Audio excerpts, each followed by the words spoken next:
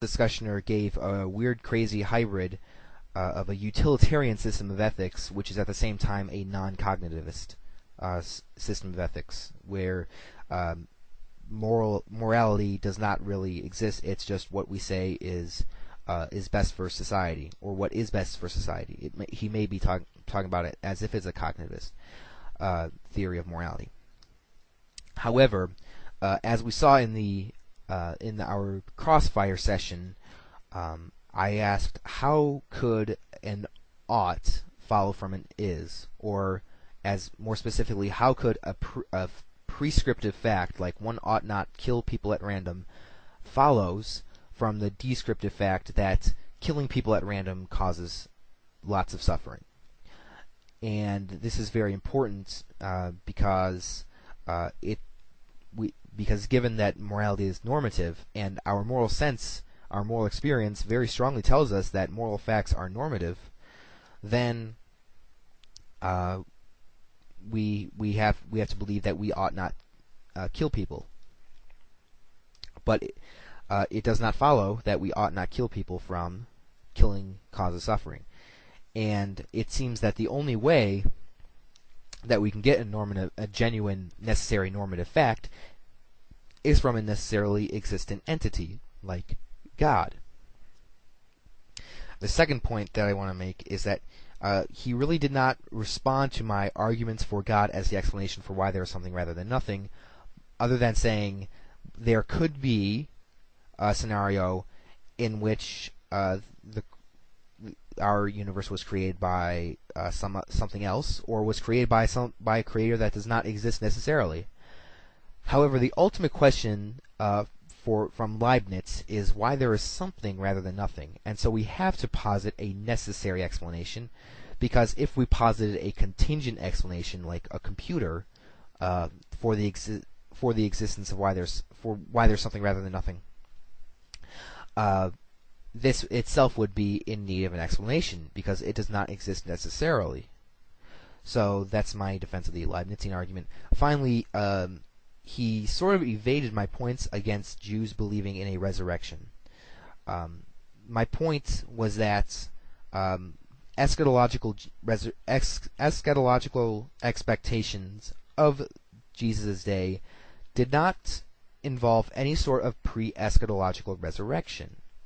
And so this would not be conducive to an environment where people create resurrection stories to save their own hides.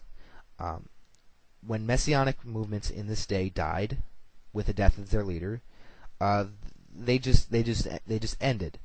But my opponent brought up cognitive dissonance. John Dominic Crossan argues that the origin of the disciples' belief in the resurrection rests upon their cognitive dissonance. But the problem with this is that we have records of things that happened after a messianic movement ended with the deaths of the leader. The most common behavior of these messianic movements was to shift messianic status onto a family member, like what happened with the generations of messianic movements before the Jewish War in 70 A.D. So, if the disciples were just suffering from cognitive dissonance in creating this resurrection myth, then we shouldn't expect them to say that Jesus rose from the dead. Much more likely, for a Second Temple Jew, we would expect them to say that it was someone related to Jesus, like Peter or James, related as in like dynastically related or biologically related. They would have said that James was the real Messiah, not Jesus. But this is not what happened. We have no evidence that anyone suggested that James, the brother of Jesus, was the Messiah. So, in conclusion, the moral argument seems to remain undefeated. The Leibnizian argument seems to remain undefeated, and the reasons for cognitive dissonance for the disciples is it's certainly less than adequate. Thank you.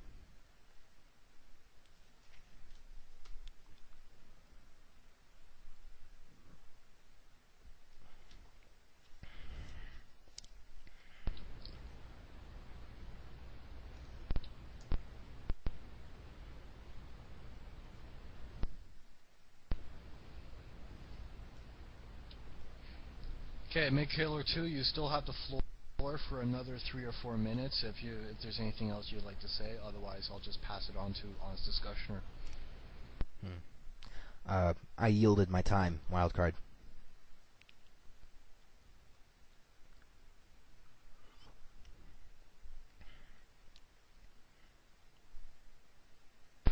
Okay, very, very well. I'm sure many people are familiar, and I'm going to pronounce this wrong, but the Thipro dilemma.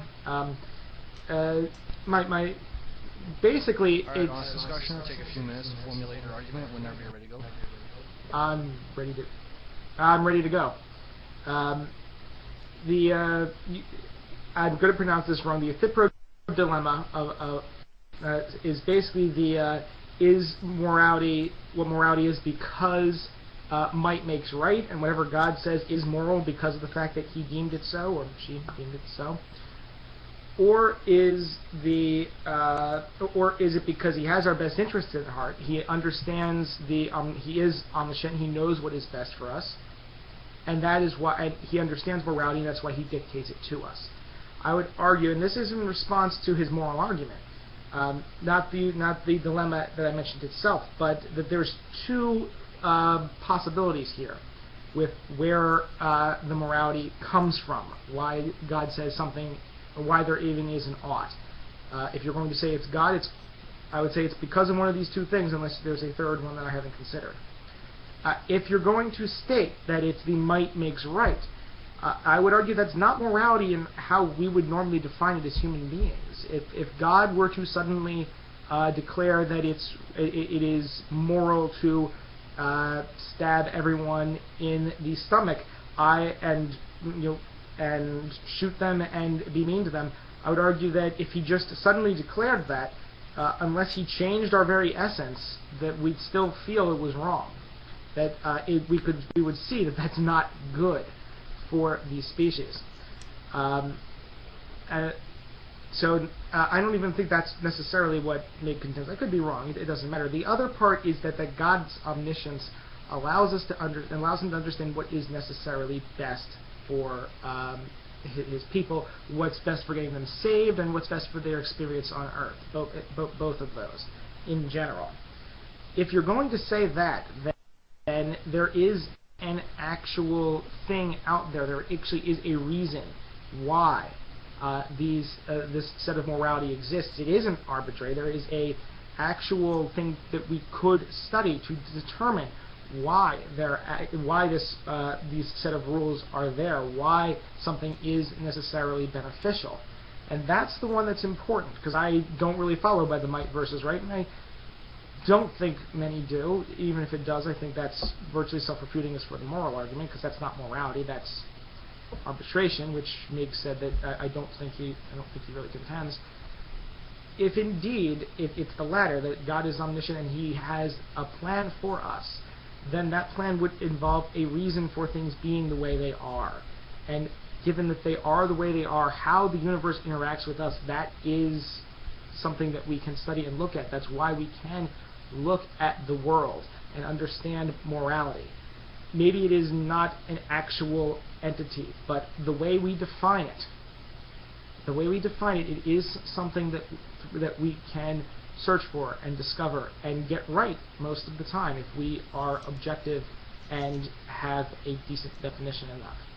If the latter proposition of the Thipro dilemma is true, I'm sorry if I mispronounce it, then morality is something that we can know.